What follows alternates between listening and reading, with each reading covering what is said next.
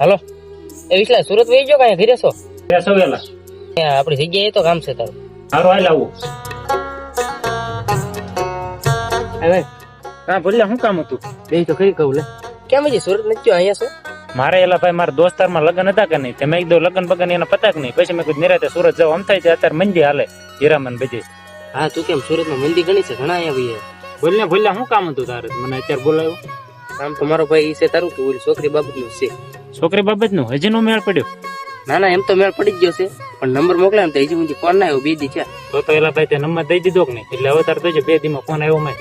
2 દી એટલે 2 દી નંબર દીધો એ તો આજે એમ તો 3 દી છે આજ ત્રીજો દી ગણે.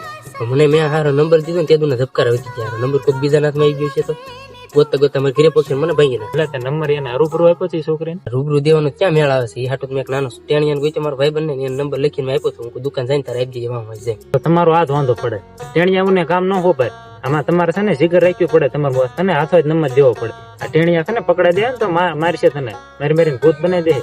રૂબરૂ દેવા મેલા ઝાંક રહેવો જો ને મારા ધબકારા વધી જાય પાસે આવે તો. હું બોલ્યા તને શું કહું તો ટ્રાય મારીને થઈ જજો હવે તાતી નહીં થાય. હવે 2 દીમાં જો તું મેં નંબર દીધો ને મારે વાત કરતી હોય તો હા. ના ના મારો ભાઈ તો થોડો સપોર્ટ કરીને યાર મારે જ ખાવાનું છે એવું થોડું કરવાનું છે. પણ સપોર્ટ તો તને કેટલા 2-3 મહિના જ દઉં છું તો તું દરરોજ કાંક ને કાંક વાંધો લાવીને બેઠો. એક કામ કરે આજે આપણે દેશમાં જઈને તું મારું ધ્યાન રાખજે તો હું રૂબરૂ નંબર આપી દઉં. હા તો વાંધો નહીં બરોબર સેલી ટ્રાય બાકી હું સૌ રેડી. હા